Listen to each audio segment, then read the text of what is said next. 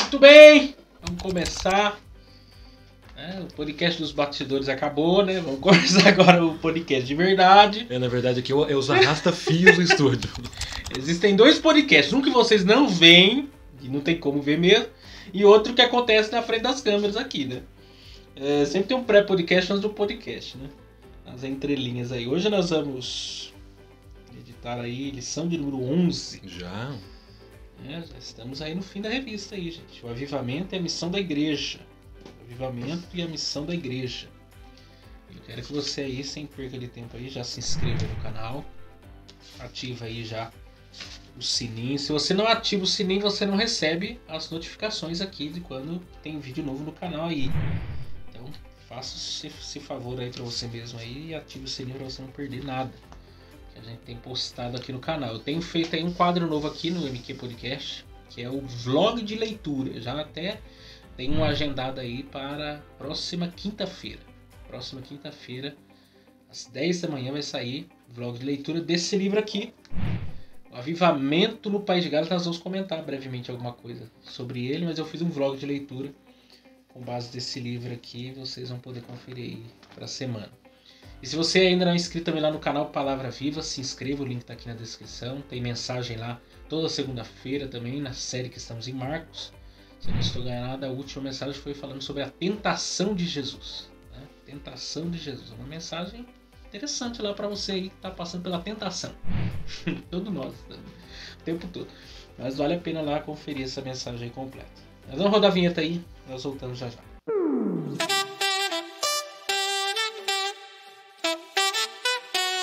Muito bem, vamos lá.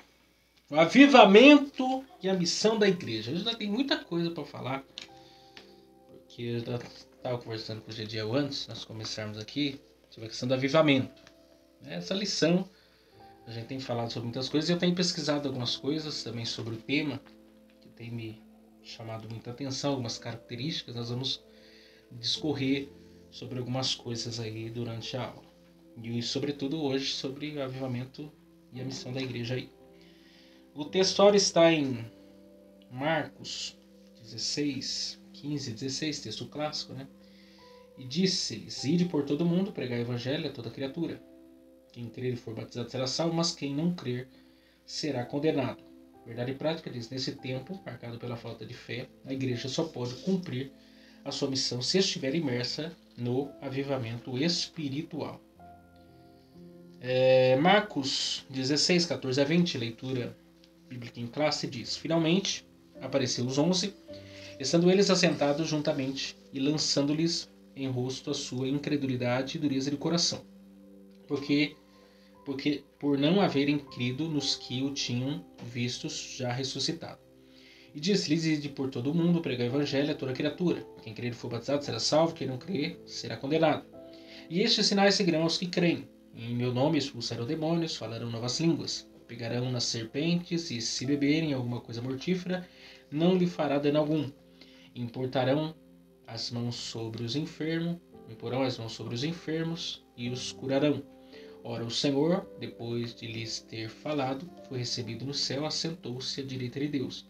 E eles, tendo partido, pregaram por todas as partes, cooperando com eles do Senhor e confirmando a palavra com os sinais que se seguiram. Amém. Imperativo. Vamos lá, Gediel. E aí, Gediel? Não venha com perguntas. Avivamento, Gediel. Diga. Vamos lá, gente. Hoje a lição, eu vou falar a verdade para vocês. É um tema que a gente já vem falando. Então vamos pontuar coisas aqui daquilo que a gente já tem falado. Essas são as palavras de Jesus, né? Antes da sua ascensão aos céus. E é um texto conhecido de todo mundo. O id da igreja. Imperativo. Id. Né? Imperativo. Em outra, acho que é Mateus, a ideia é indo. Exatamente. Indo por todo mundo. Né? Que como é uma ordenança, indo e pregando. Se fosse olhar para Marcos 16 e 15, seria indo e pregando. Conforme você vai indo, você vai pregando. Não é esperar chegar no ponto X para pregar. Se eu saio do ponto Y, eu vou até o ponto X, eu saio indo, que daí seria indo e pregando. Não chegar lá para pregar. Que nesse intervalo alguém pode ser tocado pela palavra. Eu quero destacar aqui logo de cara, e eu tô convencido disso, na verdade, até não é uma fala minha, tem uma fala do próprio Hernandes, falando sobre essa questão do evangelismo, né? Que ele diz que avivamento não é campanha evangelística, né? Ele diz assim, na evangelização a igreja trabalha para Deus.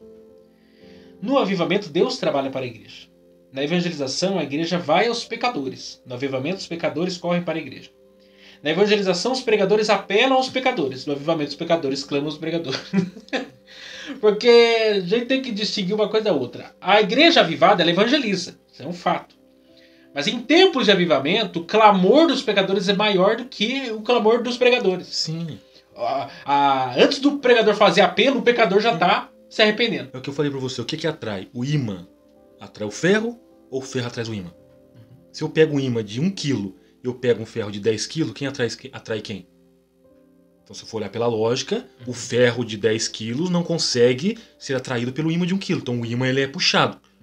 Mas se Deus ele é o ímã, e ele traz o avivamento, ele gera o avivamento, esse ímã, por ser maior do que tudo, ele atrai os pontos menores.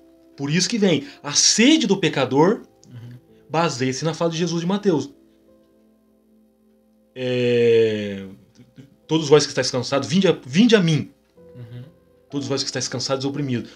Os pecadores, eles estão nesse contexto de opressão e de cansaço espiritual. O peregrino de John Bunyan, que carrega aquele fardo, quando ele tem verdadeiramente um encontro com Cristo, o alívio da salvação é o quê?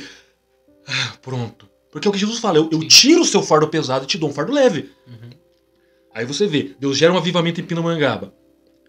É ação de Deus? É poder de Deus?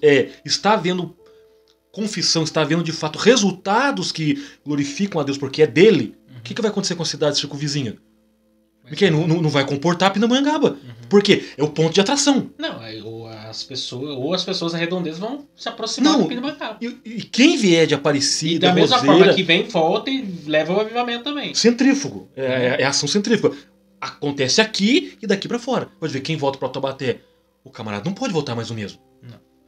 Então, porque essa é a chave do avivamento. Porque quando a gente fala de avivamento, e aqui a gente tá falando, a aula fala mais da questão de evangelismo, a gente pensa, se eu saio para pregar, é avivamento. Pode ser também. Mas primeiro você teve que ser avivado, para depois você voltar lá e pregar debaixo de uma autoridade de avivamento. É o caso que a gente deu exemplo semana passada do Daniel Berg Gunnar-Wingren. Sim. Eles já estavam debaixo do avivamento, saíram debaixo da autoridade do avivamento e vieram para a evangelização. Eles receberam para depois entregar. Como é que alguém prega de vida estando morto? Impossível. Eu preciso para mim falar de grandes homens que a gente tem exemplo, que receberam, né, um avivamento, uma chamada, uma vocação de Deus e foram para um lugar de uma terra árida, não conhecia ninguém, nem o idioma sabia, e de repente Deus derrama ali o avivamento, através da vida deles. Porque se avivamento, se a gente pegar o termo avivamento, viva, tem um link com vida. Reviver, dar vida. Como é que alguém sai para pregar o evangelho e quer que aquilo se torne um avivamento se ele não tem vida? Agora, como Paulo fala aos Gálatas, estando vós mortos nos vossos pecados, fostes vivificados. Pronto, Deus gerou vida. Que é a palavra encontrada em João capítulo 14, versículo 6, quando Jesus fala, eu sou o caminho, a verdade e a vida. Vida ali é zoe. Não é bio. Porque a vida biológica eu já tenho. O que eu não tenho é a vida espiritual. Lembra quando Jesus fala para Nicodemo? Nicodemo, você precisa nascer de novo. Você precisa ter uma vida que você não tem. Você nasceu da sua mãe, biologicamente falando, e espiritualmente. Então você precisa da zoe. O crente que sai inflamado, Miquel, ele sai inflamado com a vida. Por isso que dá resultado. Você pega Hudson Taylor para a China. Você pega David Livingstone para a África. Você pega grandes homens de Deus. Eles já estavam carregados de vida. Um poder de Deus. Exato. Por isso que existe o resultado. Para conseguir chegar. Porque na verdade os grandes avivamentos, vamos dizer assim, que levou as pessoas a missões, né? Seja no Brasil, na África, na Ásia, em qualquer outro lugar, eles tiveram que sair. Só houve resultado porque Deus derramou um avivamento da onde eles chegaram. Sim. Mas eles já estavam debaixo de um avivamento. Se não me engano, é Leon Carey, que a gente comentou, ele pai das missões modernas. Então, o cara, 6 anos sem ter uma pessoa se converter, para depois começar a ter resultado. Quer dizer, houve um preparativo, houve um processo doloroso de sofrimento, de perdas, não é até que ele Deus que perdeu o filho, perdeu todos os filhos, e perdeu a aí? esposa, a esposa dele ficou louca. Exatamente. Perdeu tudo, pra depois de 6 anos ter a primeira pessoa a se converter. Aí eu pergunto Ele pra você, conseguir traduzir a Sim. Bíblia pro idioma daquele povo Aí eu ali. pergunto, para você se manter com uma convicção de que você pode ou não ser, ou melhor, vamos lá refazer a questão, para você ter a certeza, para você continuar com a certeza daquilo que você acredita, você tem ou não tem que estar totalmente movido de fé? Não, e... Porque, só para você ver, Cadê o livro? ele perde filhos, ele perde a esposa. Guardei o livro. Qual?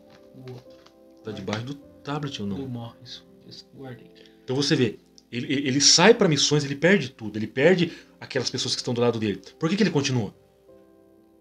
Porque se Deus Não, é quem... não tem explicação humana Então, pra é isso. Porque Quem mantém um cara de pé? Por isso que eu tô falando, se Deus quem gera o avivamento, gera uma convicção, gerou uma convicção tão grande na vida espiritual de William Carrier, que ele fez o quê? Olhando para Jesus, autor e consumador da fé. Ele focou tanto em Cristo, que aquilo ali foi o anestésico para ele continuar. Senão ele poderia fazer, na ótica humana, ele poderia fazer o quê? Quer saber de uma coisa? Que graça que tem nisso? Mas para onde é que ele olhou? Ele olhou ele viveu o hoje, olhando para a eternidade. Eu vi eu tô lendo um outro livro do Morrison, Robert Morrison. Sim. Foi pra China. O Hudson Taylor também foi pra China, mas esse é outro.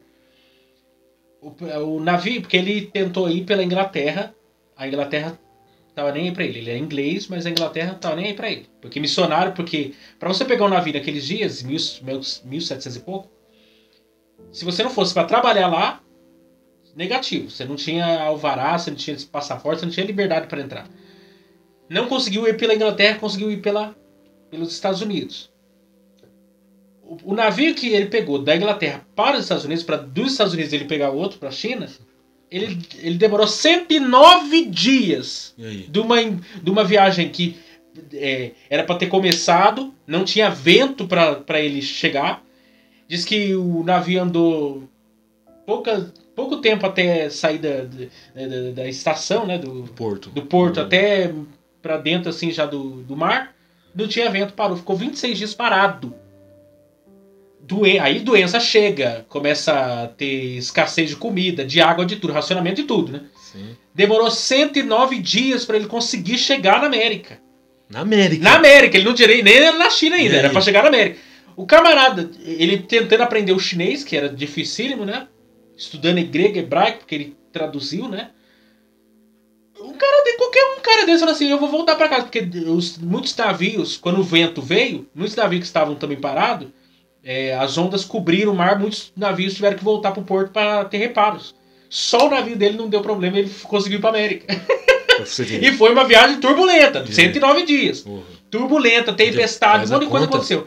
O cara que chega na América fala assim, eu vou voltar pra Inglaterra, eu não quero mais ir pra China não. Ou não, fica na América pra gastar 109 dias de volta. Mas a viagem dele pra China, dos Estados Unidos pra China já foi mais tranquila. Que ele conseguiu estudar, que ele conseguiu se dedicar a outras coisas. Mas se a pessoa não tiver uma chamada do céu... Você pula no mar e volta nadando. Literalmente, hoje eu entendo o que significa aquele texto de Isaías, né? Tirou uma brasa viva do altar, né? Tirada com uma tenaz. Hoje, semana, em casa tem fogão de lenha, né? E aí, minha mãe acendeu o fogão de lenha, caiu uma brasa no chão, acesa. Na hora que caiu, eu acho que foi uma iluminação do Espírito, assim. Porque quando caiu... Porque diz lá o profeta que o anjo pegou uma brasa viva do altar, do trono de Deus lá, e tocou na boca do profeta, né? O profeta que diz, sou homem de lábios impuros e habito no meio do povo de impuros lábios. E a brasa viva veio do céu para tocar no problema dele. Falou assim, eu te purifico, eu te dou palavras, eu que te levanto aqui. Se é seu problema, se é seu problema, eu resolvo todo problema. Aí a brasa caiu aqui no chão da cozinha pegando fogo. É um negócio extraordinário, né? O negócio cai do altar assim, tá pegando fogo. Se Deus não der essa brasa viva pra nós aqui do céu, se não cair essa brasa viva aqui, não tem avivamento, Diego. Então, por isso que eu tô falando. Porque não é um fogo não foi. É igual o texto lá de Êxodo, capítulo 3. A sarça queimava, mas Deus consumia. É esse fogo que a gente precisa. É de um fogo que queima pra purificar, não pra destruir. Sim, porque a ideia da purificação também se baseia na questão do ouro. Como é que eu tiro as escórias do ouro? O ouro não é para destruir, ou melhor, o fogo não é para destruir o ouro. O fogo é para purificar. Sim, a prata. Pode ver que quando pega o ouro, Ele está na qualidade, tá? Vamos usar uma palavra simples para a gente entender. Ele está no ponto. O ourives vai dizer, opa, agora sim. Agora vai dar um bom anel, uma boa aliança, um bom colar, uma peça de um relógio. Uma joia. Opa! Ele percebe tonalidade. Por exemplo, tudo bem que não vai colocar a mão naquele queimando que o dedo vai... Mas se pudesse, ele falou, opa, a textura está no ponto. Então a ideia do fogo não é destruição.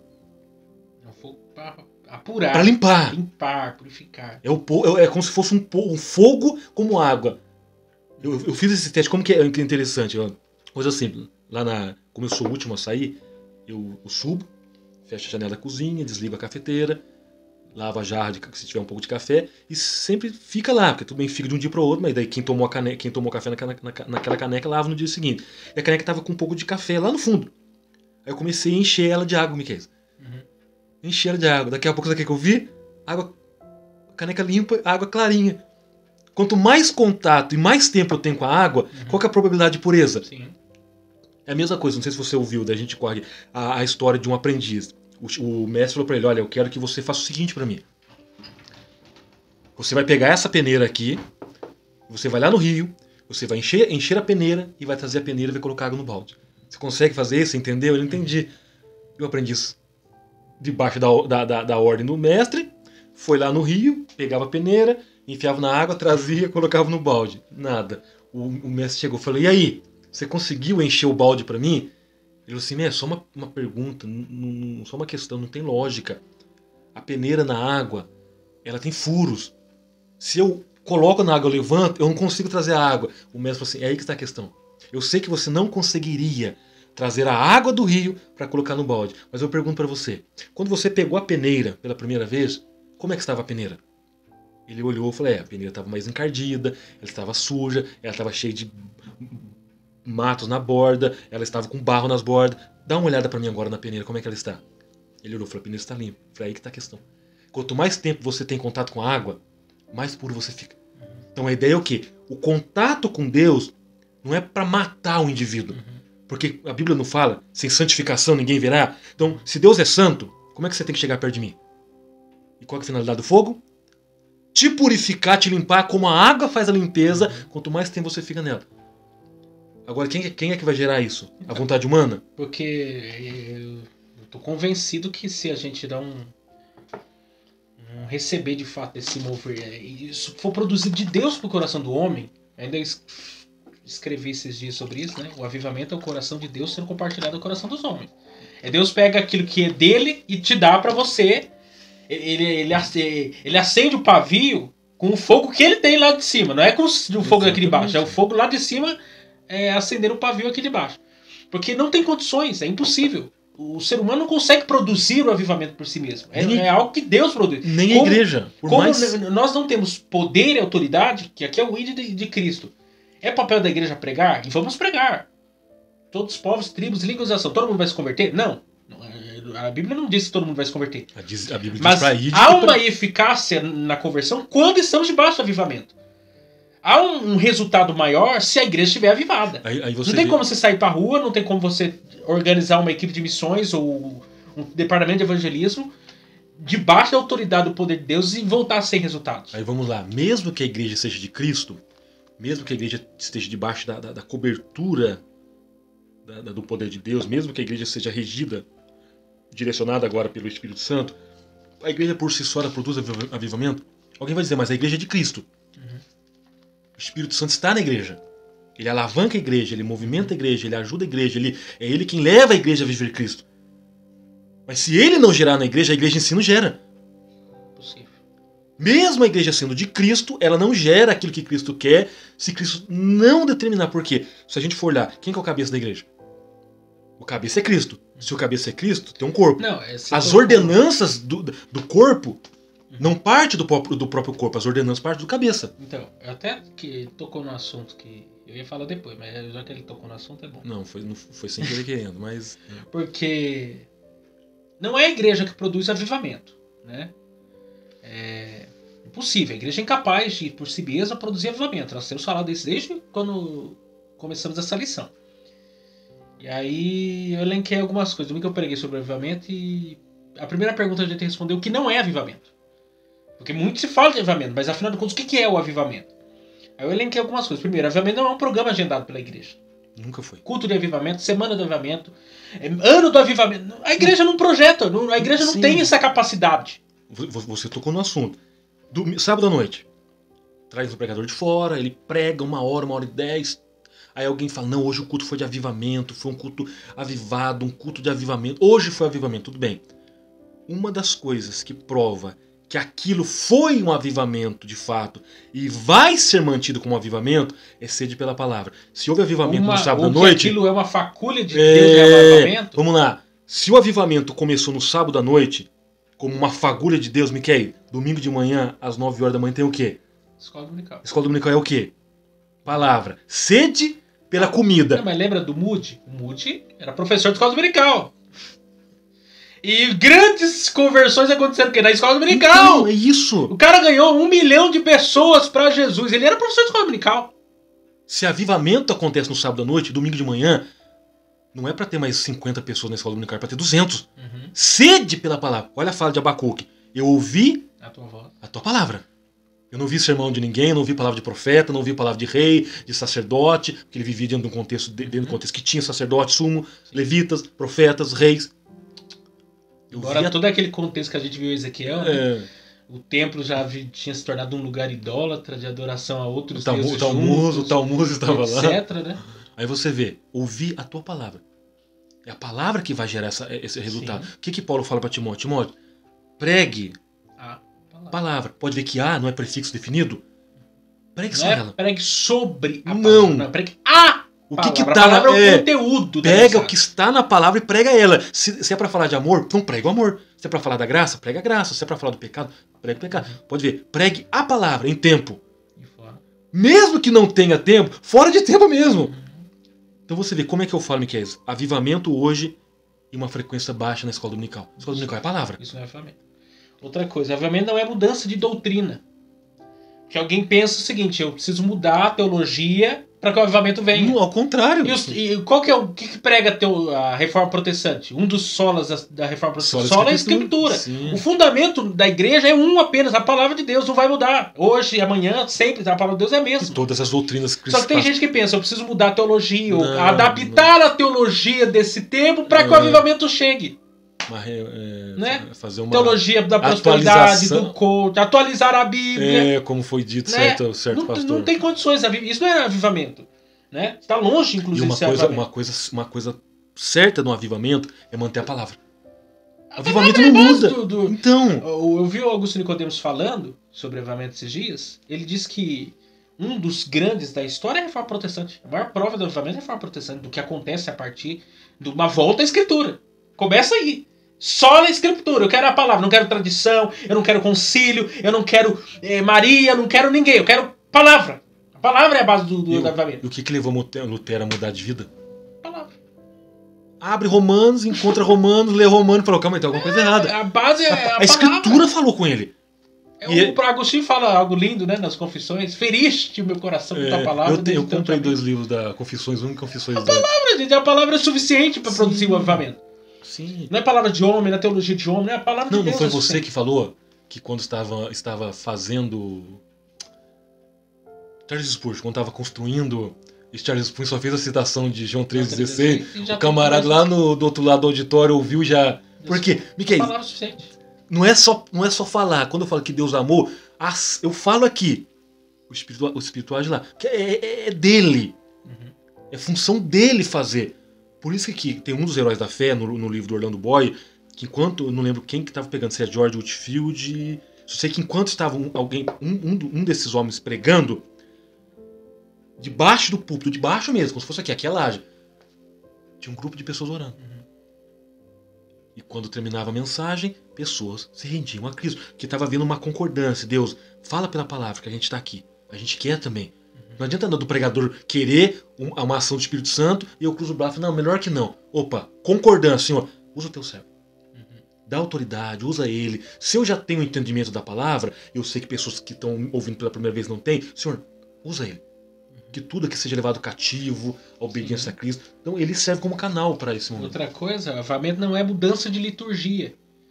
Porque alguém pensa assim, tá? Eu tenho um culto legal numa igreja tal, aí a liturgia é X. Aí o cara pensa, se eu importar essa liturgia pra minha igreja, avivamento é garantido. Não, vai ser movimento. Não, Deus ele manda avivamento com o hino da harpa, com leitura introdutória, com órgão, com sanfona, com pandeiro, ele manda avivamento com instrumento, sem instrumento, com luz, sem luz. Eu preguei domingo, preguei lá no Goiabal. Os irmãos, se tiver assistindo, não tinha luz, gente. Acabou a luz do Goiabal. Goiabal é um bairro aqui de Pindamonhangaba, lá na roça. Uma igreja assim, no morro, assim, lá em cima. Sem luz, sem microfone, sem nada. Só no gogó. Só no gogó. E o culto é culto. A liturgia. Sim. Paulo diz, um tem salmo, o outro tem doutrina, o outro tem línguas, o outro tem interpretação, o outro tem profecia, e tudo seja para edificação. Sim. A liturgia tem uma finalidade, a glória de Deus. Não interessa se vai ter grupo de louvor, teatro, ou vai ter outra coisa. Interessa que a liturgia tem um propósito, adorar a Deus. Sim. Aí alguém pensa, não, vamos mudar a liturgia, vamos fazer um negócio, daí o avivamento vai chegar. Porque negativo. O que pode acontecer é nessa importação de pegar a liturgia de um ponto X e trazer para o meu ponto Y, na verdade é movimento. É a mesma coisa. Modismo. A mesma coisa. Se eu perguntar para você, qual que é a diferença entre evangelização e colonização? A evangelização é quando eu saio para falar de Jesus e levar as boas novas do reino. O que seria a colonização? Quando eu saio para falar da Assembleia de Deus e implantar o costume da Assembleia de Deus. Eu colonizei e não evangelizei. Sim. Então, colonização pode ser que muitas das vezes entre o desejo de evangelizar, na verdade, com um teor de colonização.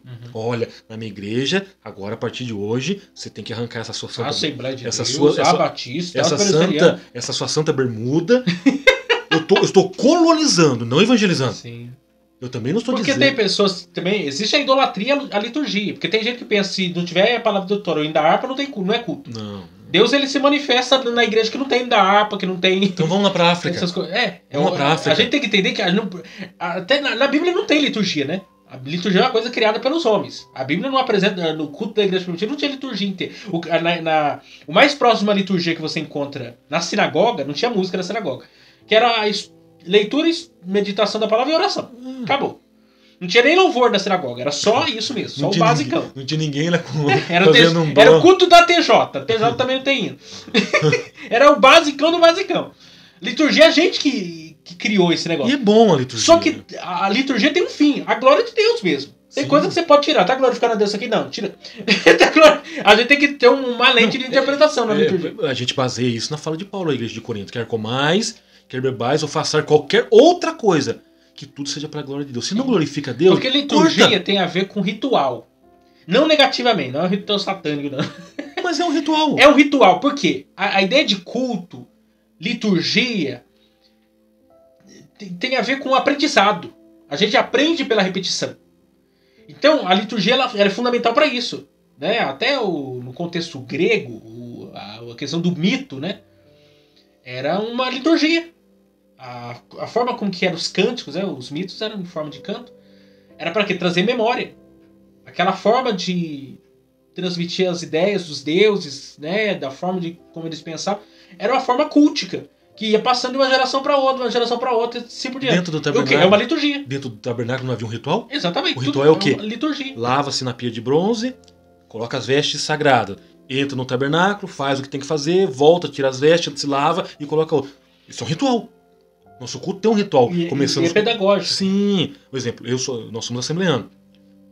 Já participei de culto na Igreja Batista, já participei de culto no Bola de Neve, já participei de culto em Batista Renovada, Presbiteriana Renovada, e cada um tem a sua liturgia. Aí eu repito novamente a fala de Paulo. Se eu estou comendo, se eu estou bebendo, fazendo qualquer outra coisa, desde que isso glorifique a Deus, mandei. Mas se eu percebo que não glorifica, é egocêntrico, é centralizado no homem, é aquela rasgação de seda, que não centraliza em Cristo, o que eu faço? Descartar. Corta. Ah, mas é legal. Não, é legal porque eu gosto. Mas não é legal porque Deus gosta. Mas o problema de muitos, né, por causa dessa banalização, inclusive da palavra avivamento, eu acho que avivamento é uma forma, uma liturgia diferenciada aí. Não, vão trocar.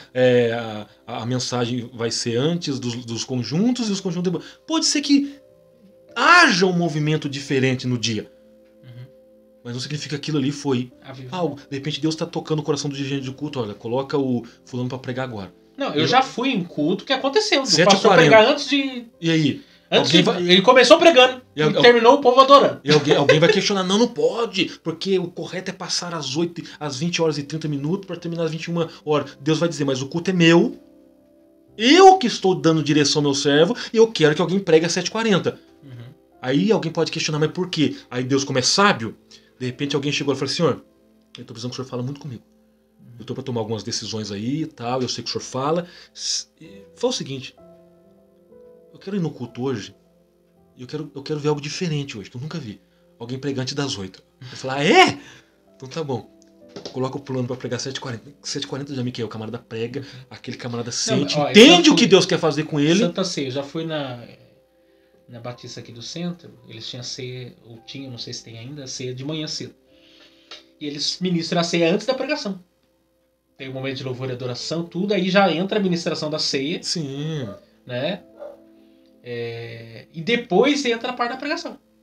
Para nós, assembleanos, isso é quase que impossível. Porque no nosso caso é sempre por último. Porque é sempre depois. Embora seja uma dica boa, para dar tempo pro pregador pregar. Porque a gente não nasce em curta a mensagem do pregador. Exatamente. Mas é liturgia. Eles adotaram dessa maneira. Cada lugar tem a sua maneira. Só que uma liturgia nova não é sinal de avivamento. Não. Outra. Uma coisa. Peraí, vamos ensinar, não anda. Avivamento não é eclosão de dons espirituais ou chuva de sinais miraculosos. Isso aqui é curioso, porque vamos lá pro deserto. Povo, 10 pragas. Começa por aí. No Egito. 10 pragas. 10 pragas. O mar se abre. Eu tenho certeza, se alguém visse o mar se abrir, o Rio Paraíba quis se abrir, o camarada nunca desviava da igreja. Ele orava, fazia fogo cair do céu, igual os discípulos. Eu oro, o fogo cai aqui. Porque o cara viu um negócio espantoso, viu o mar se abrir. Coluna de nuvem de dia, coluna de fogo de noite. Água da rocha. Brotando da rocha. Maná, todo dia. Codornizes. Roupa não envelhecia. Sapato que não desgastava. O Nike da época, nada. Tudo perfeito. Milagre, chuva de milagre. O monte fumegava. Queimava de... Sabe, tremia. Chacoalhava um monte. Nunca houve tanto sinal, prodígio de maravilha como no deserto. Aquela geração inteira foi porque morta. E aí? Só Josué e Caleb entrou na terra de Canaã. Aquela geração inteira viu chuva de milagre. E aquilo não foi avivamento. E olha a fala de Juízes. Josué, Juízes. E veio uma geração depois Terceira geração. Que não conhecia o Senhor. Opa, calma aí. Então não foi passado? Então. A terceira geração... Não foi passado. Uma é que sai do Egito, morre no deserto. A outra é que toma posse com Josué. E a terceira geração não conhecia mais a Deus. Então não foi passado oralmente. Você entende como que... Às vezes a gente... O Jesus mesmo. João capítulo 6. Multiplicação de pães e peixes. O povo viu... endemoniado ser liberto, coxo andar, cego ver, mudo falar. Ação sobrenatural. Não, coisa extraordinária. Jesus realizava milagre assim, coisa normal. Estralava o dedo. O povo via, a multidão ficava encantada e maravilha, glória a Deus. Aí Jesus começou a pregar. Aí o discurso é duro. Ele falou assim, olha, aquele que não bebe da minha carne, não come do meu sangue, não tem parte comigo. Dura essa palavra. Aí a multidão começou a ir embora. Ficou os 12. Você não quer ir? Vocês não querem ir embora também, não? Aí Pedrão, né? Pedrão, ele dava umas bolas fora, mas dava umas bolas dentro. Falando assim, pra onde irei? Só tu tens as palavras de 10 chutes, 9 na trave, mas acertava um gol. Quer dizer, chuva de milagres não é sinal de avivamento. Agora por quê? Não é sinal de avivamento. Pode ser. Eu até acredito que Deus possa derramar coisa extraordinária. Mas isso não é uma evidência profunda, concreta de avivamento. Por que eu tô perguntando por quê? Porque o que a Bíblia fala? Existe o dom do discernimento, que me faz, pelo Espírito Santo, ter consciência de que aquilo que está acontecendo é de Deus ou não é. Provai e vede se os Espíritos provêm de Deus. Aí a Bíblia vai falar o quê? Em um outro texto. Cuidado, vamos parafrasear. Cuidado, porque o diabo se transfigura. Pronto, o anjo de luz pode enganar muita gente. Com o pica-pau. A asa grande para ele, a do leonço pequeno. Que a asa está crescendo. Pronto. Quem que faz chover fogo do céu? Ele não pode fazer isso? Ele tem o seu poder limitado, mas tem. Fala que nos últimos dias amontoriam para si homens, doutores segundo os seus desejos, sentindo, fariam milagres, fariam sinais, tantas coisas. Não era de Deus. Eu já citei Jesus mesmo disse, nem todo aquele que me diz Senhor, Senhor entrará no reino dos céus. Eu já citei essa fala. O que Lutero fala? Mesmo que faça chover prodígios e maravilhas, se não estiver em concordância com a palavra de Deus, por quê? Porque, Miquel, pode haver sim a possibilidade de uma ação que não seja de Deus, só para você ver. Meu pai, ele é diácono, e nós éramos do Belém ligado agora a Tinguetá. E meu pai pastoreou uma congregação em Roseira Velha. Então na época eu era pequeno, meu irmão era pequeno, então meu pai não usou muita gente. Se fosse hoje, vamos ser sinceros, ele amarrava o burro na sombra. Gente, você prega hoje, Danilo prega domingo que vem, se dá aula na escola dominical, pronto, a gente estaria para ajudar, pela questão da idade. Aí ele dando aula na escola dominical, ele fez a citação de um caso. Ele não disse a cidade, não disse o estado, só contou o caso. Que certo camarada, só para você ver, certo camarada colocou o terno, gravata, uma maleta, chegou no culto. Aí o pastor olhou pra ele, não, tá vestido de gravata, vestido de terno, gravata, com a maleta, é pastor, é pregador, é homem de Deus, já chamou o camarada pro culto. Não pediu credencial, não perguntou de onde veio, quem que é, tal. Chegou na hora da mensagem, está aqui o fulano de tal, ele vai pregar pra gente nessa noite, tal, colocou a igreja em pé, o camarada foi pro púlpito, abriu a Bíblia e pregou. Pregou, Miquel, pregou. É aí que é a questão. Daqui a pouco ele olha para a igreja e pergunta: essa igreja tem discernimento de Deus? Aí crente na hora vira espiritual. Amém, tal, tem isso aqui. Ele falou: não tem. Essa igreja não tem discernimento de Deus. Miquel, isso é pesado para minha igreja. Sabe o que ele fez? Ele afrouxou a gravata, cheio de guias no pescoço. Ele era um pai de santo. Eu acabei de provar para vocês que vocês não têm discernimento de Deus. Ele pregou? Pregou. Porque se Deus zela pela palavra dele, já que você está usando a minha palavra, eu vou zelar pela minha palavra. Ele pregou. E aí? Então pode haver, como nós estávamos estudando na pandemia, sobre os dons espirituais. Não, mas entra a questão dos dons também. Discernimento. Alguém pensa, é avivamento se tiver chuva de dons espirituais. Ou manifestações sobrenaturais. Nossa, do espírito, dom de profecia, língua, tudo que você imaginar. Aí vem a igreja de Corinto. Paulo escreveu na igreja de Corinto. Que não tinha falta de dom nenhum. Ou seja, ela tinha todos os dons, os 23 dons lá, né? Cada um tem uma lista. 22, é o ministeriais e os dons espirituais. Tinha todos os dons. Mas olha o que tinha na igreja. Incesto, partidarismo, o povo não tinha comunhão uns com os outros. Facção. É uma igreja doente em várias outras áreas. Quer dizer, isso é sinal de avivamento? Não.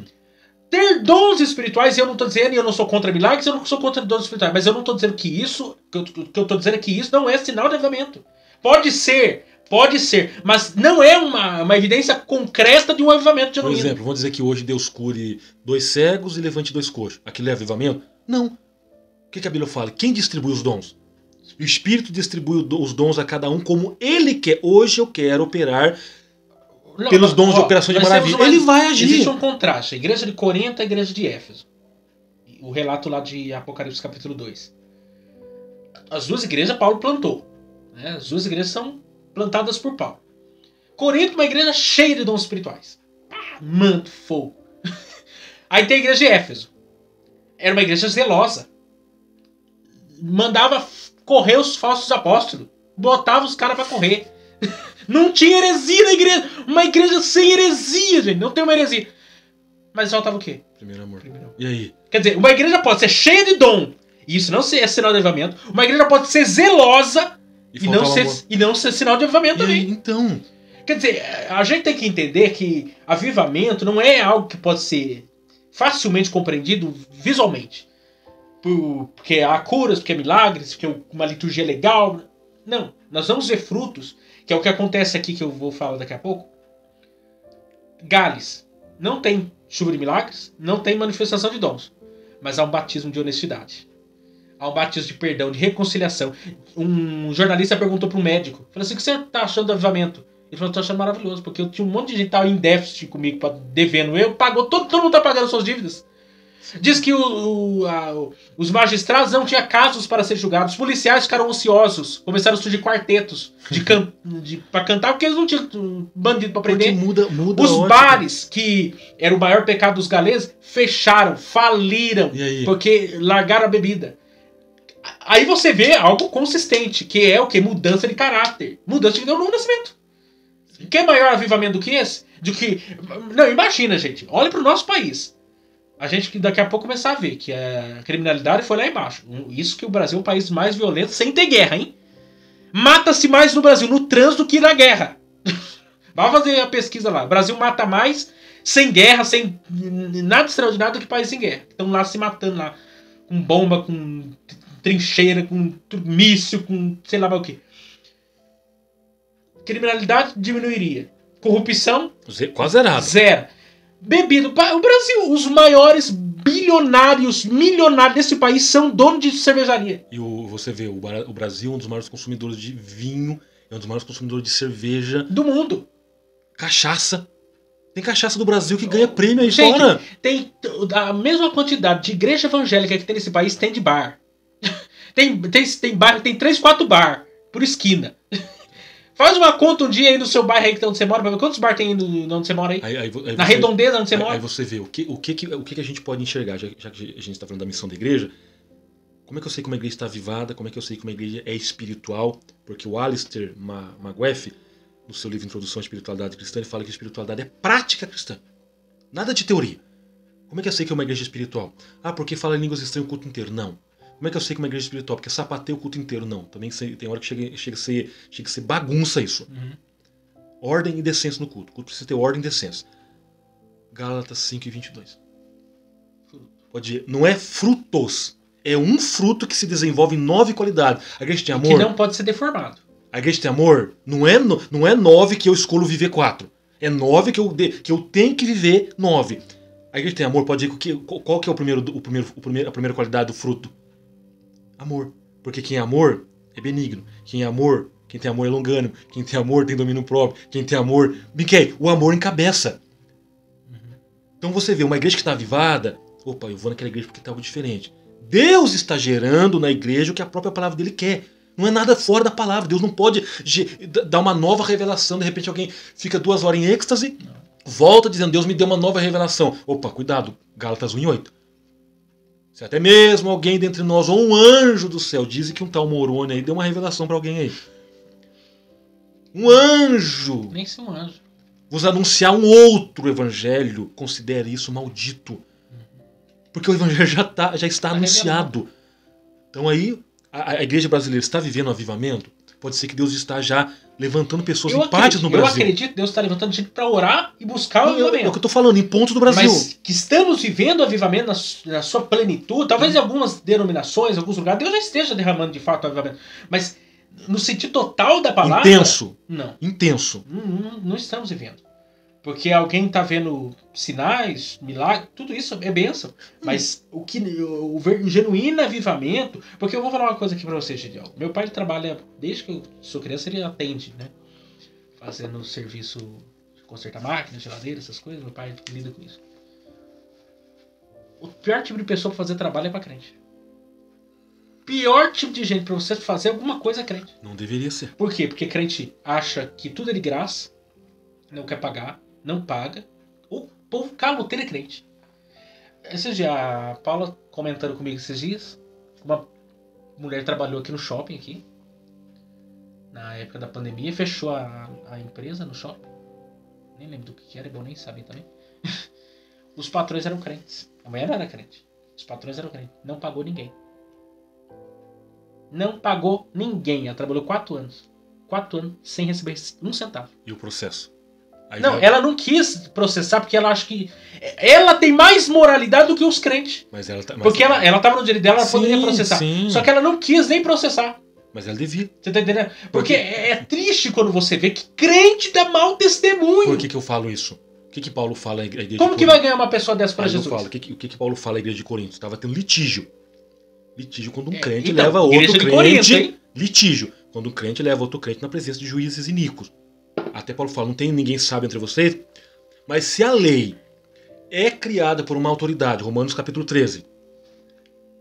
Se a lei é criada por uma autoridade, essa autoridade é de Deus, a lei serve para atender a necessidade do justo e do injusto. A necessidade do crente e do não crente. Por exemplo, se eu lesar alguém que não é cristão, ele vai dizer para mim, eu vou precisar te processar. Agora, se ele for um cristão e eu não sou cristão, eu fui lesado, eu preciso recorrer à justiça, porque a justiça vai usar a lei vem de uma autoridade, e essa autoridade vem de quem? Do próprio Deus. Agora, mas eu não vou fazer porque é cristão. Não, eu tenho que entender que é a lei. E esse cristão vai aprender pela lei que... Só que é triste quando a gente... Que não deve ser assim. Então assim, É complicado essas coisas, porque a gente às vezes fala de avivamento, mas tem que ter um fundamento. E o fundamento não pode ser outro. Tem que ser um fundamento concreto. E é mudança de caráter, mudança de vida. Não, mudança de pensamento, mudança de mente, que a Bíblia fala. Metanoia. Né? A palavra do grego é metanoia. Outra coisa aqui, ó, avivamento não é modismo. Que alguém pensa assim, vou pintar a parede de preto, vou colocar um microfone de lapela, uma cadeira almofadada, telão de LED, avivamento é garantido. E uns aí você vai pra Europa, que a lição fala sobre isso. Uns pallets no fundo. Templos luxuosos, coisa de primeira linha, catedrais, climatizado, tudo perfeito, iluminação power, igreja de 2000 anos lá. Igreja, sabe? Você entra assim, você fica com o queixo, cai, já vai lá no chão assim, você volta. Virou bar, virou teatro, virou danceteria, balada, mesquita. Você vai nos Estados Unidos, tem igrejas luxuosíssimas, tem 15 membros. E aí? O pastor é ateu, diz que a Bíblia não é a palavra de Deus. Tem culto uma vez por mês pra ter ceia, quando não uma a cada 15 dias. E olha lá, hein? E templos. Aqui, tem missionários brasileiros que foram pra América, porque na América os protestantes fazem culto de manhã. Então, muitos protestantes alugam templos à noite para cultos entre brasileiros, né? Diz que templos lindos, maravilhosos. Você vai de manhã, que é o culto do povo que tá lá, é 15 pessoas. E aí?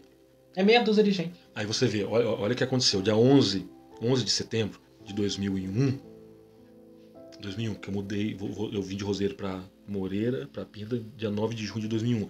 11 de setembro de 2001, eu estudava em Roseiro ainda. Saí da escola, cheguei na rodoviária, televisão. Tragédia. Falei, pô, o que tá acontecendo? As torres gêmeas nos Estados Unidos derrubadas. Aí parece nessa época, se não tiver enganado, Você já leu aquele livro Tocar a Trombeta em Sião, do David Wilkerson? O David Wilkerson, eu conheço esse ele, livro. Mas eu não ele escreveu isso uns 20 anos antes do que acontece em 11 de setembro. Então. Se você ler o primeiro capítulo, você vai dizer, esse cara é o profeta. E aí? Então, porque ele diz, Deus vai destruir a América com fogo. É assim que ele começa o livro. Então, aí acontece esse fato depois. Aí você vê, se eu não tiver nessa época, um tempo depois Billy Graham estava internado, alguém chega pro Billy Graham e pergunta, parece que a filha dele desce, a Annie Lotes Graham, desce e responde. Por que está acontecendo isso com a América? Ela responde, a Annie Lotes Graham. Porque tiraram Deus das escolas, tiraram Deus das faculdades, tiraram Deus das casas, tiraram Deus da nação. Miquel, se eu tiro a base central, qual que é a probabilidade do prédio ficar em pé? Não estou falando do prédio físico, do prédio no sentido espiritual. Se Deus é a coluna central, nós estamos ancorados nele. Ancorados nele. O que acontece? Um país densamente protestante. Com fundamentos cristãos, os Estados Unidos hoje está vivendo uma decadência tanto moral... Total. Por que moral? Eles estão chegando ao que a Europa hoje vive. Então, por que moral? Lá em Nova York, se eu estiver enganado, em Nova York, lá no fórum em Nova York, tem uma estátua enorme. Porque lá, vamos dizer que foi liberado o aborto. E essa estátua, essa imagem, tem tudo a ver com a questão. Pronto. Eu começo a tirar Deus de cena, Deus da jogada, vamos colocar assim, Deus da jogada, aí nós vamos para 2 Crônicas, capítulo 15, versículo 1. Eu estarei com vocês enquanto vocês estiverem comigo. Se me deixares... Tem uma profecia, Bob Sorge, era um evangelista americano. Bob Jones, alguma coisa assim, vou lembrar. É Bob Jones, eu acho. Ele era evangelista, tinha programa na televisão na América. E ele profetizou para o Mike Beacon, que é um pastor hoje na América, que ele tem uma casa de oração 24 horas. Eu acho que é Bob Jones. Ele já era idoso. E ele queria ter uma conversa com esse Mike Beacon, que tinha 23 anos, estava começando o ministério. E ele ficou... O Mike Beacon não queria ter essa conversa com ele. Você não, sabe? O cara não conhecia ele e tal. Mas ele falou, tá, eu tenho 15 minutos pra ele. Esses 15 minutos virou 3 horas. Deus deu palavras para esse Bob Jones, para esse Mike Beacon. Eu ouvi esses dias um podcast. Ele falou uma coisa assim: vai chegar um tempo que os governos... Olha isso, tem muito mais de 30 anos atrás isso, hein? Vai chegar um tempo que os governos vão apoiar os homossexuais. E a pauta homossexual, lésbica, os governos do mundo vão apoiar isso aí. O aborto e um monte de coisa. Ele falou uma outra, dentro da palavra que Deus tinha dado para ele falou assim: Não existia. O Steve Jobs nem pensava na Apple, nem pensava na Microsoft, ninguém pensava nisso. Mais de 30 anos atrás.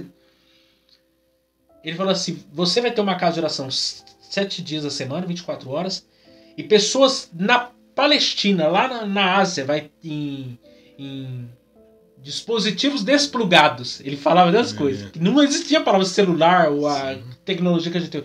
Dispositivos desplugados vão ver você em oração e pregação lá na Ásia. Olha só que coisa louca. Isso antes de ter celular, ter internet, de a gente ter isso tudo na palma da mão. Deus liberou uma palavra para ele. E outras coisas que Deus falou também. E quando você lê o livro do David Wilkerson, esse Tocar a Trombeta em Sião, é um livro da CPAD, lançou aqui no Brasil inclusive, ele começa na primeira página assim: Deus vai destruir a América com fogo. E ele começa a citar todos os pecados da América. Um povo capitalista ao extremo, um povo que adora a mamon. Deus ele é mamon. A verdade é essa. Prostituição, uma vida longe da presença de Deus. Deus vai destruir a América com fogo. Porque a responsabilidade de quem... A Bíblia é clara disso, né? Quem mais conhece, mais tem responsabilidade. Aqui muita dada, mas será cobrado. Para aqueles que conhecem a verdade, os americanos são professores, mestres, né? Eles são protestantes, não é igual nós. Quantos livros nós temos de língua inglesa tudo traduzido. Quer dizer, a responsabilidade sempre vai ser maior, então o julgamento também vai ser muito maior, porque eles são muito responsáveis por aquilo que estão vivendo. E você acha que... E aí, às vezes a gente olha para a questão de avivamento e a gente pensa assim: não, vou importar uma coisa assim, vou embelezar, isso é avivamento. Não, tem igreja bonita, tem templo bonito, mas se não tiver o meu espírito, e tem lugar, como a gente falou já em outra ocasião. Lá no meio do Rio Amazonas tem templo. Uma palafita. Tem templo com palha, e tem 1 metro o templo, 1,5 metro de parede no chão, de barro, com madeira, com árvore junto, e a presença de Deus se manifestou lá. E aí? A missão Quase Zabano, na África do Sul, era uma fazenda. Hoje, um templo na fazenda, no meio do nada, 15 mil pessoas, 3 cultos. Você falou, foi o Billy Graham que falou antes de morrer que o Brasil, que ele liberou uma palavra. Quando fala liberar, no sentido que Deus existem profecias para o Brasil, entender. Né? Ele falou que o Brasil seria um socorro para as nações. O Brasil tem profecias aí, só que o povo brasileiro parece que não toma posse das promessas. Mas aí que a questão, Miquel, o não tomar posse não encaixa na questão de que Salomão fala que é um tempo determinado para todas as coisas. Se Deus é o Senhor do tempo, se Ele governa o tempo... Porque hoje, se eu não me engano, apesar que os Estados Unidos sempre lidera, mas o Brasil é um dos países que mais envia missionários. Então, hoje. Você pode ver, o maior país protestante, é o maior país católico e é o maior país espírita. Pagão. Nós temos esse contexto. O nosso problema no Brasil é o sincretismo religioso. Aqui você consegue ser católico, evangélico, macumbeiro, feiticeiro, tudo junto. E não há problema. Não há problema, porque... Não há problema no sentido assim, o mesmo crente que crê em Jesus, ele crê em Maria, ele crê no Espiritismo, ele crê na macumba, ele crê... Não, o problema é isso. O problema é quando eu poderia fazer o seguinte, vamos começar por mim. Ai, Senhor. Eu abrir a Bíblia de manhã e ler. Agora não. Você que é de câncer, o canceriano... Não se aproxime de pessoas de camisa vermelha. Não. Você vê como que o secretismo é sério no nosso país? A Bíblia para o crente é um amuleto. Ele deixa aberto no Salmo 91. Isso é secretismo religioso. Sim. Entender a Bíblia como um elemento sagrado que pode me livrar de algum tipo de maldição. Coisa. Isso daí é secretismo. Porque se a assombração chega na janela e ele vê que está aberto o Salmo 91, ele pula. Então, sexto, avivamento não é super espiritualização da vida, ou seja, sentiu arrepio, avivamento. Dor na barriga, frio na espinha, calafrio. Aí você vê. É avivamento.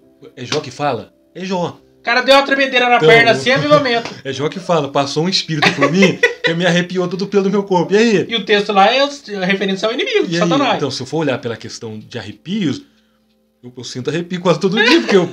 Ou senão o cara teve um sonho, o cara tem uma visão, coisa, tudo é avivamento, tudo é super espiritualizar a coisa. Ou tudo é espiritual. A pessoa parece que, não sei, vive nesse termostato, né? Essa liga e desliga de agora eu tô no espírito, agora eu tô na carne, agora eu tô no mundo secular, agora eu tô no espírito. Para com isso, gente. Aí você vê, ele está no cu, de repente ele fecha o olho e sente um tremor. Fala, eu tô sentindo o dedo. Nem. Pode ser. Tem gente que atribui avivamento a qualquer coisa. E não tem nada a ver. por último, que a gente falou aqui, que não é avivamento, não é a campanha de evangelização. Esses são assuntos que a gente está jogando aqui, mas é uma realidade. Porque tem muita gente achando que avivamento é tanta coisa e no fim da história não é. Na verdade, a gente está ponderando, pode-se dizer, os pontos da lição. Sim. Hoje eu não quis explorar os tópicos assim, porque é um assunto repetido. Então, mas você pode ver, passa pelo primeiro ponto, dá uma olhada para você ver no subtópico. Sim, fala do desânimo dos discípulos, a aparição de Jesus aos discípulos, depois avivamento e a missão da igreja, avivamento nas missões locais, das missões regionais, transculturais. Exatamente. Então, assim, coisa. Vamos concluir. Eu só quero concluir aqui com 5 coisas aqui. É os 5 solas do século 5 solas agora do avivamento. Século XXI. Quando a gente está... Eu usei essa expressão que eu acho que é muito fácil de compreensão. Quando nós estamos vivendo o avivamento, estamos debaixo do avivamento, os 5 sentidos espirituais do crente é aguçado. Então, por exemplo, o olfato, cheiro. Sim. Você sente o cheiro, tanto bom quanto ruim. Isso tem a ver com o pecado. O crente, uma das funções do crente é ser sal. E o sal, uma das funções dele é o quê? Não deixar que a carne entre em estado de putrefação. E dar sabor ao alimento. Exatamente. Quando o sal é sal, ele detém, ou ele neutraliza, impede, ele inibe que o mundo entre em estado de putrefação. Quando a igreja está sendo igreja, o mundo sente isso. Sim. Né? O sal faz a diferença no mundo. E não só no mundo, mas na igreja e na sua vida pessoal. Se eu estou sendo sal, eu não consigo olhar para o pecado da mesma maneira que eu olhava antes. Peraí, o odor, não consigo viver com o odor do pecado como se fosse a coisa mais normal do mundo. Peraí, eu estou debaixo do avivamento. Uma das questões que o avivamento provoca é uma vida santificada, é uma busca de quebrantamento. É uma vida de arrependimento do pecado, o tempo todo. E quanto mais você se quebranta, mais você percebe que você tem que se quebrantar. Quanto mais você se arrepende, mais você percebe que você tem que se arrepender. Sim. Então, assim, não tem como, tipo, a pessoa dizer, estou vivendo avivamento, e é isso, pra mim, essa é a linha tênue. Quantas pessoas eu já não vi pular, rodopiar, falar em estranho, até entregar profecia no culto. E tá dizendo, sou cheio do Espírito Santo. A mesma pessoa que fazia isso. Em adultério, fornicação, devendo pra Deus e o mundo, e o nome dele na lama. Não faz sentido, Diego. Alguma coisa tá errada. Ou ele tá em avivamento, ou ele tá na mentira. Porque é impossível, definitivamente é impossível uma pessoa dizer que estou vendo avivamento e não tem mudança de vida. Só tem manifestação, só tem 5 minutos dentro da igreja fazendo barulho. Lá tá vazia, também faz barulho. Sim. Há uma concepção, uma mudança nesse sentido. Segundo, o paladar. E fala da alimentação. A dieta do crente é outra. O que? A gente tem fome. E apetite o quê? Da palavra. Sim. Eu coloquei uma frase no status do WhatsApp, depois coloquei lá no Facebook. Uma igreja que não tem mais vontade pela palavra de Deus é porque ela está empanturrada com outro tipo de alimento. E empanturramento não é sinal de saúde. Eu acho que é o Napoleão que fala. Falcão ou Bonaparte? Não. Eu acho que é ele mesmo que ele fala. O povo tá empanzinado. Então, e aí? O povo tá empanzinado. Empanturramento não é sinal de saúde. Empanturrado de um monte de coisa que não edifica. Quando nós estamos debaixo do avivamento, a gente quer uma comida, a comida que vem do céu para a terra. E ela alimenta. E é a palavra de Deus que satisfaz essa vida do crente. Não tem outra coisa. E você pode ver, o discurso pode ser duro, mas tem vida. Pode chamar de pecador, raça de vida, tapa na minha cara, que eu quero Deus, eu quero palavra. Porque é duro o discurso, mas tem vida. Porque não adianta. Nós estamos vivendo uma geração que não dá mais, gente. Olha, tá difícil ouvir pregador ultimamente. Não sei se você viu, eu não lembro se eu compartilhei no Instagram, acho que não salvei. Tem a fala de um camarada, estilo coach. Aí tá lá em cima, egocentrismo, e o Augusto Nicodemos, cristocentrismo. O camarada fala, não, é tudo pra você, o centro de Jesus é você. É que nós falamos aqui uma vez. É você, tudo, pode ver que Jesus fez tudo pra você. O próprio Deus é antropocêntrico. Aí vem Augusto Nicodemos falando do lado, o quê? Cristo é o centro da sua vida? Aí ele começa a pegar a essência bíblica e combater. Uhum. Aí pegam a outra também que tá na mídia aí, dizendo a Coca-Cola sabe o valor que ela tem. Miqueias, isso coça. Aí eu vi alguém falar sobre isso assim. Antártica. A Fanta e a Coca-Cola, ela falando, né? Tem uns 18 anos de idade aí. Nem isso deve ter. Deve ser mesmo que... Falando só cheio de anedotas. De exemplos mais bizarros e nada a ver que eu já vi da Fanta da Terra. Vive nesse mundinho. Falando da Coca, da Fanta e não sei o que, querendo fazer uma coisa. Aí alguém faz um outro meme dizendo assim. É porque a Fanta e a Coca é do mesmo dono. É lógico que elas não estão concorrendo, o mesmo dono tá ganhando, pelo amor de Deus. Nem o exemplo dela ela sabe usar. Porque se você pegar a Fanta, vira, olha no rótulo lá, produto da Coca-Cola. Coca-Cola, gente. A Coca-Cola comprou quase tudo. A Coca-Cola comprou a Fanta. Só não compra o Dolly, que é ruim. Não, o Dolly também não se deixa... Mas aí, você pega... Comprou mesmo. Mas essa coisa, quando nós estamos de badavamento, eu quero palavra. O apetite espiritual muda. Terceiro, visão. E aí, a questão de iluminação espiritual mesmo. Por exemplo, o Gediel usa óculos. Eu tô sem. Ele tá cegueta. Não, é que eu passo o dia inteiro usando óculos na frente do computador lá. A visão, vocês sabem que a gente não vê pelos olhos, a gente vê através dos olhos. Literalmente ele é a janela, né? A visão, ela tá localizada aqui. Se você levar uma pancada aqui na nuca, você fica cego. Pode ser. Você vê estrela. Ou se não, o cego, você levar uma pancada pra saber. Por quê? Porque a gente enxerga através do... Porque, na verdade, os nossos olhos captam a luz. Né? E a forma das coisas. Então, a visão do crente, ela é transformada. A nossa visão... Eu estou vivendo em avivamento. A visão que é espiritual das coisas. O apóstolo Paulo disse, eu só posso falar coisas espirituais com os espirituais. Não dá pra você conversar com o carnal. Carnal, não dá pra você conversar com o carnal. O carnal, você tá vendo uma coisa, à luz da palavra de Deus, da realidade que tá acontecendo no mundo, etc. Discernimento do espírito. O carnal tá vendo outra coisa que não tem nada a ver. Então, assim, os camaradas estão dando cabeçada aqui na terra, e o espiritual é igual a visão do Eliseu e Geazi. Eliseu tá vendo a visão do todo espiritualmente, falando de tudo, carro, cavaleiro, tudo, tá. O Geazi só tá vendo o exército inimigo. Ô, Senhor, abre os olhos desse infeliz aqui, esse cego aqui. A visão espiritual muda. E visão espiritual aguçada, hein? Perceptível. Exatamente, não é aquela... E essa é a verdadeira visão espiritual, não é super espiritualização da vida. Não é enxergar através da parede e ver quem tá do outro lado. Não é ver unicórnio, disco voador, não é ver anjo chinês, não. Visão espiritual, não é loucura, não, que nem o povo tem aí. Quarta, audição. Isso aqui é lindo. A audição muda. Eu consigo distinguir entre a voz de Deus e a voz do homem. A voz de Deus e a voz do diabo. A voz de Deus e a voz do falso profeta. E como é que eu sei? Vamos lá. Não sei se eu já falei pra você. Eu sou numismático. Até qualquer dia eu trago pra você ver a minha pasta de coleções de notas. Mano. Ela é pesada, porque é pesada mesmo. Como é que eu sei que uma nota é falsa? Quem está tão apto com a nota verdadeira, a Paula trabalhou no comércio, sabe muito bem. Miquel, só de você pegar a nota e falar essa nota é falsa. Cara, me prova. Ele tem todo o mecanismo. Ele vira a nota, encaixa, não alinha, olha a textura, olha na luz, não tem, marca d'água não tem. Ele conhece tanta verdadeira. Você lembra de Eliseu? Eliseu não, Eli. Ele não via mais a voz de Deus. É o ponto de enxergar a Ana como bêbada. Então, olha que pastor complicado, o cara que não tem a audição espiritual mais. Se ele fosse... Já pensou, você chega na sua igreja, você é pastor, aí chega uma irmã, tá lá chorando, Senhor, aleluia, fogo, manda a irmã, tá lá pronto, não tem nem palavra mais. Só no soluço. O pastor chega e chama a irmã de embriagada? Ou só bêbada? Ou só pingunça? 8 horas da manhã, a irmã já encheu o caneco. Quando não, os filhos do adultério. Na imoralidade sexual. E ele sabia, ó, boca de siri. Por quê? Pra não perder. O coitado do Samuel, o Samuel ainda a primeira vez estava ouvindo a voz de Deus. Dá um desconto pra ele.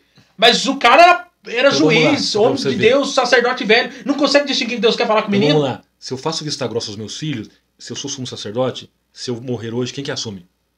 Os filhos. O filho. E tem uma bocada boa lá no... Dá uma olhada no Pentateuco pra você ver. Tem uma bocada boa. Carne nobre. Farinha, coisas que é trazida para o sacrifício, parte do sacerdote. Então, eu não vou querer que meu filho perca a bocada. Ó, pra você ver que dá para tirar uma reflexão daí. Sim. Nepotismo. Pais que fechem os olhos para o filho pensando em mantê-lo, é problema. Aí você vê, visão espiritual. Ele bate o olho, o que Deus fala com ele? Dobra o joelho e ora. Não é porque, só ora. Não tô entendendo, aquela mancha chegou que faz 2 horas que tá de joelho, não levanta. Tem alguma coisa ali. Ele já tá percebendo. Ele vai chegar lá e dizer, irmã, só uma pergunta, a irmã está bem? Não, pastor, eu tô amargurado. Exatamente. Então eu vou orar do lado da irmã agora, tudo bem? A minha esposa está aqui, ela vai orar aqui do lado, a gente vai orar junto. E isso que ela fazia isso todos os anos, né? A gente vai orar junto. Porque o pastor que tem percepção espiritual, ele sabe a dor da ovelha. Ele não tinha mais sensibilidade espiritual para nada. Tava tocando o povo da igreja. Ele estava tocando o pão da igreja, porque não tinha mais audição. E isso é triste, porque se nós não estamos debaixo do avivamento, uma das coisas, primeira coisa que acontece é há um corte entre aquilo que Deus quer falar. Um rompimento. Não tem, a informação não chega aqui. Lembra de Daniel lá? Houve guerra. Isso que Daniel é colocado lá. Daniel, Noé e Jó.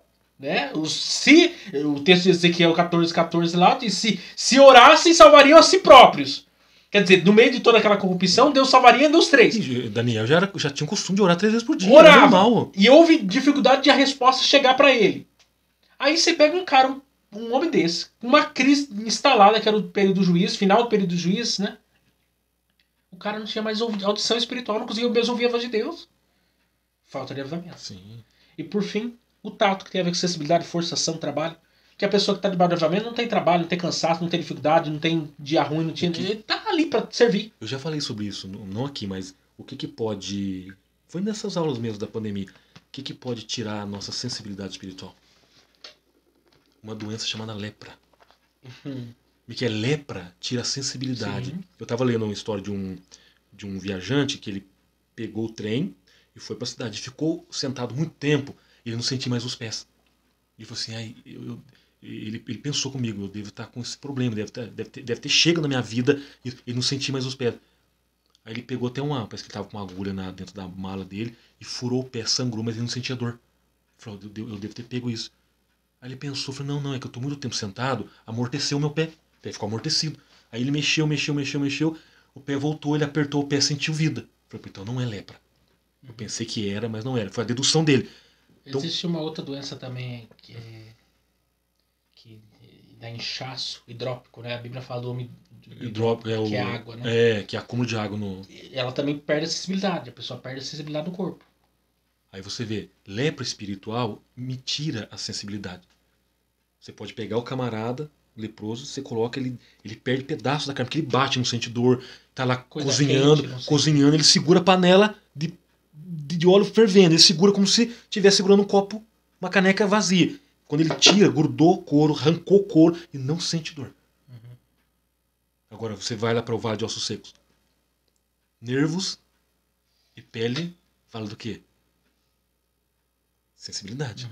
Eu ainda sinto a minha pele. Se eu perco a sensibilidade, você pode ceder para qualquer coisa. Sim. Porque nós precisamos desse avivamento para ter essa mudança, essa percepção espiritual das coisas. Estava falando aqui, só vou resumir brevemente. Esse livro aqui, que a gente já falou várias vezes do Avivamento do País de Gales, né? É 1 ano e 6 meses que assim houve um derramamento, assim, uma onda do espírito ali sobre o País de Gales. Isso em 1904. De 1904 a 1906. 3 personagens, para mim, se destacam aqui nesse livreto aqui. O primeiro deles é um presbítero, Seth Joshua, que começou a orar por avivamento também, e ele queria que Deus avivasse Gales e tudo e tal. Só que ele fez um pedido especial. Ele queria que Deus se levantasse dentre os mineiros, porque Gales tinha mais ou menos 1 milhão de habitantes naqueles dias, e pessoas ou trabalhavam como mineiros, mineradores de carvão, ou como metalúrgicos, ou nas lavouras, etc. E ele queria que Deus levantasse alguém para trazer o avivamento àquele país que fosse dentre os mineiros ou das lavouras, gente simples, que não viesse de Cambridge ou de Oxford, que fosse daquele povo, gente como eles ali, para falar na linguagem deles. E Deus atendeu a oração desse presbítero e mandou Evan Roberts, que se converte, que era uma família de metodistas, se converte aos 13 anos de idade, e um diácono, vendo que ele tinha uma sede tão grande para as coisas de Deus, uma inquietação com a vida espiritual dele, que um diácono percebeu isso e falou para ele o seguinte: não perca nenhuma reunião de oração, porque pode ser quando o Espírito Santo de Deus vir, você não esteja presente, então não perca nenhuma reunião de oração. Então todas as noites, dos 13 anos de idade até os 26, ele procurava uma igreja que tivesse uma reunião de oração e estudo bíblico para estar junto. Então ele começa a buscar ali constantemente por um avivamento. Ele tinha 2 pedidos, esse Evan Roberts: 1, enchimento do Espírito para a sua própria vida, e 2, aviva Gales. Numa reunião de oração, num lugar que é citado lá, estava esse presbítero, Seth Joshua. E ele fazia uma oração em galês, na língua galesa lá, que a ideia que é dizendo dobra-nos, Senhor. O dobra-me, Senhor. Que é a palavra no sentido galês, é como alguém que desmancha, como um barro que se desmancha e que você molda novamente, algo moldável. E aquilo deu um estalar em Evan Roberts. Ele começou a orar, Senhor, dobra-me, dobra-me, dobra-nos, né? Não muito depois disso, ele começa uma reunião de oração com os jovens da igreja que ele congregava, pediu autorização para o pastor permitiu, e ali começou a haver uma busca e Deus decidiu derramar o avivamento. Isso foi tão extraordinário porque houve um derramar no país. É um país pequeno, menor que o estado de Sergipe. Houve um derramar. E reunião de oração não acabava. Não acabava. Começava e durava dias, semanas. Era oração. O povo arrependendo, buscando a Deus e uma sede de Deus. Em 6 meses, 100 mil pessoas se rendem a Cristo. 6 meses, 100 mil pessoas se rendem a Cristo. É avivamento. 100 mil pessoas numa cidade hoje. Então, Pindamonhangaba, praticamente. Deus derramou assim um avivamento. E assim, uma sede. Diz que ele participava de algumas reuniões de oração. Ele ia para orar. Ele não ia para pregar, ele não ia para nada. Entrava, orava e ia embora. E o povo continuava lá orando. Porque não, assim, Deus quis derramar um avivamento. A presença de Deus inundou o país. E é do país de Gales que há uma influência em Azusa e no avivamento coreano em 1907. Então, assim, de Gales você tem 2 braços, tanto do lado ocidental como o oriental, em que o avivamento alcança. Na própria Coreia, eu vou inclusive ler o livro Pentecoste Coreano, mas que eu ouvi brevemente, começa numa reunião de oração com homens, 1000 homens.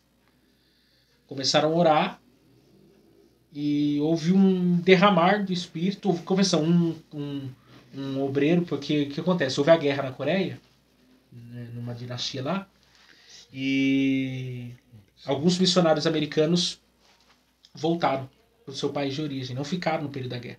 E muitos coreanos ficaram chateados com isso. E aquela mágoa foi nutrida no coração deles. Nessa reunião de oração, um dos coreanos tomou a palavra e confessou esse pecado publicamente. E dessa confissão do pecado houve uma avalanche de gente confessando pecados. Deus derramou avivamento. Porque avivamento tem a ver com quebrantamento, com arrependimento. Tem até uns 4 pontos aqui que ele fala de uma mensagem que o Evan Roberts pregou. Ele coloca que se tornou pilares para uma busca de avivamento. Primeiro, arrependa-se de todo o pecado conhecido e abandone qualquer hábito duvidoso. 2. Reconcilie se houver alguma barreira com qualquer pessoa. Obedeça ao Espírito Santo imediatamente. Faça o que o Espírito o inste a fazer. Né, uma busca pelo Espírito Santo. E confesse a Jesus publicamente. Não é o ato único, mas a conversão, que é entrega de fato a Jesus. Quer dizer, arrependimento, reconciliação, obediência total e busca do Espírito Santo e a conversão, de fato. Que tornaram-se 4 pilares da busca do avivamento. E é mais ou menos o que aconteceu na Coreia e Deus desencadeou ali o avivamento. Então, assim, hoje o que falta hoje? Oração. Falta um povo que, eu quero um avivamento que se arrependa dos seus pecados, porque nós precisamos arrepender, né? Nossos pecados, e Deus vai derramar avivamento. Porque não tem como. Não, é Ele que derrama. Ele que derrama. Se um coração, a Bíblia diz um coração contrito, quebrantado, o Senhor não desprezará. E ele não está procurando 100 homens, que nem Jonathan Edwards pediu. Um só é suficiente para Deus derramar o avivamento. Deus está à procura de um homem. Ele olha pela terra procurando um homem que se coloca na brecha. Um palito incendeia um bosque. Então vamos orar aí para Deus realmente fazer isso. Semana que vem, Vivendo no Espírito, lição de número 12. Hoje nós passeamos sobre vários assuntos, mas você possa levar isso lá para a sua escola dominical para Deus mandar lá também um avivamento.